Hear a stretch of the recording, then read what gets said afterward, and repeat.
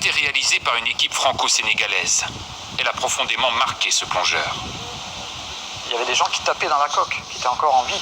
Les secours arrivent, ils n'ont pas de moyens techniques pour les sortir, donc ils les ont entendus mourir.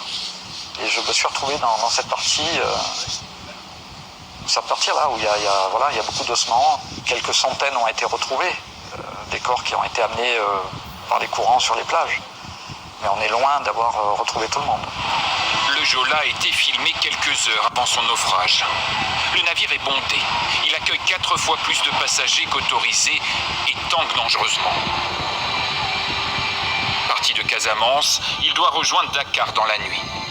Mais vers 23h, pris dans une tempête, le ferry surchargé se retourne, piégeant ses occupants. Seules 64 personnes survivront. Le bateau a commencé à se pencher du côté gauche et j'ai plongé. La fille d'Alain Verschatz, elle n'a pas réussi à s'échapper du navire. Elle fait partie des 19 victimes françaises. Alors la dernière photo, c'est celle-ci, en fait.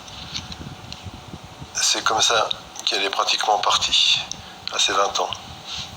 Ça, je les ai toujours sur moi, ouais, tout à fait. Bon, j'ai pas besoin de les regarder pour penser à ma fille. Et ça ne me quitte pas. Selon lui, le Jola, déjà vieillissant, n'aurait jamais dû prendre la mer. La maintenance n'était plus assurée par l'armée et la surcharge trop importante.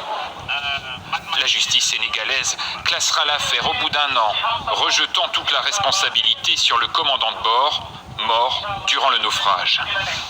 En France, malgré une longue bataille, la procédure judiciaire est désormais terminée. Aujourd'hui, on n'a rien. On n'a ni corps, on n'a ni objet personnel, on n'a rien du tout, quoi. Donc, on peut même pas se recueillir. Aujourd'hui, ouais, on est des oubliés, quoi. Un grand mémorial actuellement en construction sur place devrait accueillir les objets remontés par l'équipe franco-sénégalaise.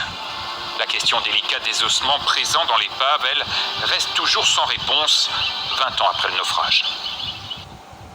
Et tout de suite dans Paris Direct,